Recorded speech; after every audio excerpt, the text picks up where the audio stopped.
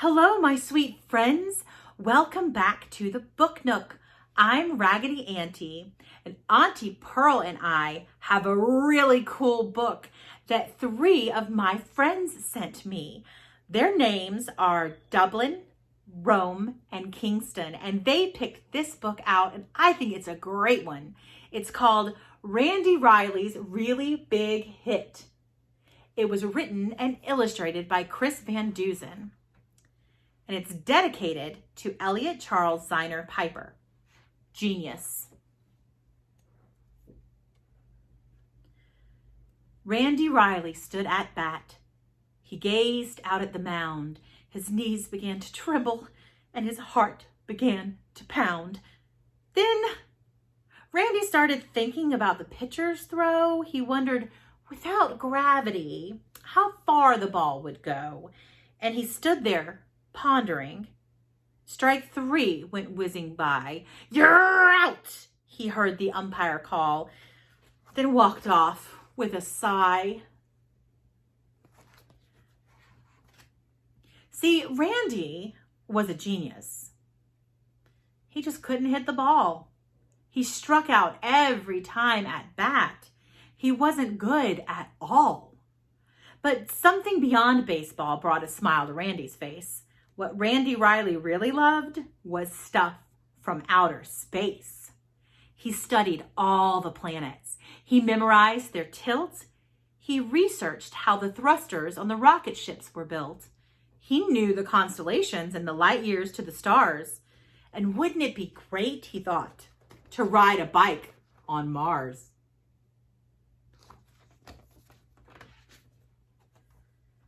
When Randy Riley got back home, he went up to his room. He knew he stunk at baseball, and it filled his heart with gloom. So he took his favorite robots from the shelf above his bed and staged a game of baseball with a robot team instead.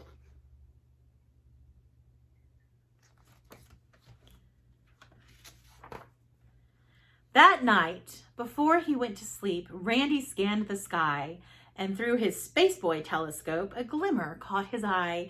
He fiddled with the focus till he saw it crystal clear. It was a massive fireball, and it was coming near.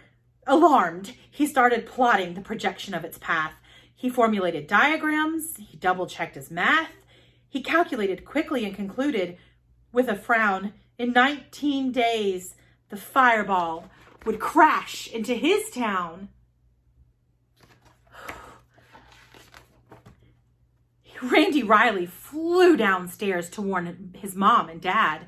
The impact would be major and the damage would be bad. He explained the situation until his face was red, but they told him he was tired and they sent him off to bed.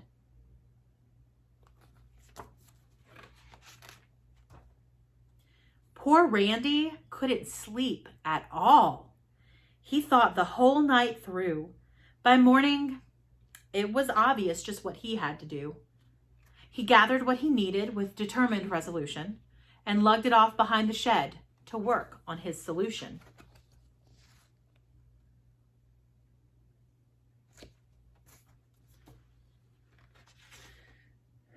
Randy toiled for 18 days while other kids had fun, but he was on a mission, so he worked till he was done.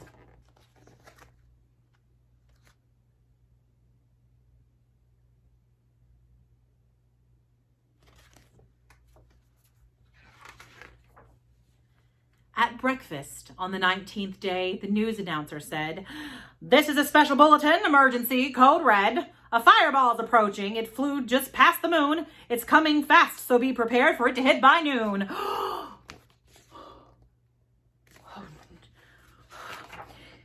Everybody burst outside as fear and panic grew, but Randy ran back to the shed. He had a job to do.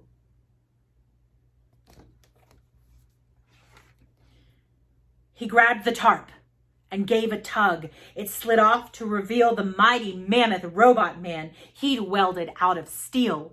The robot needed power, and Randy knew precisely that 97 batteries would energize it nicely. The eyes lit up. The engine whirred. Step 1 was now complete. So far, so good, thought Randy. Then they thundered down the street.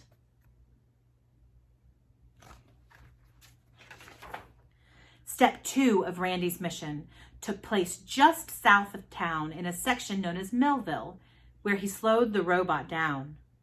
The robot ripped the smokestack off an old, abandoned mill. Then Randy turned the throttle knob to march him up the hill.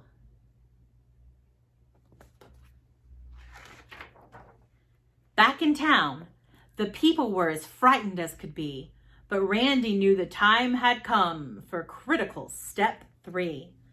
The robot burst out through the trees, stepped up and took a stance, while everyone fell silent, as if frozen in a trance.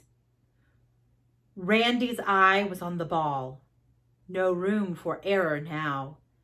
3, 2, 1, and flip the switch. A swoosh, and then kapow!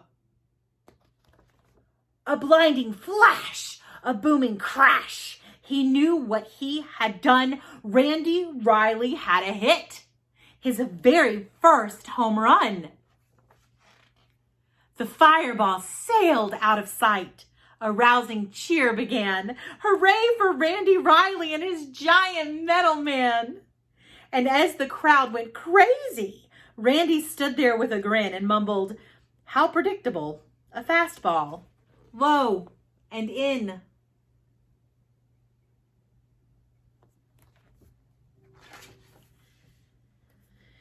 When things returned to normal after Randy saved the day, he went back to the baseball field to join his friends at play.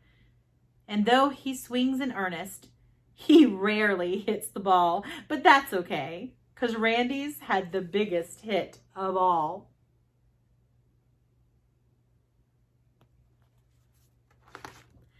The end. Thank you so much to my friends Dublin and Rome and Kingston for sending me this book.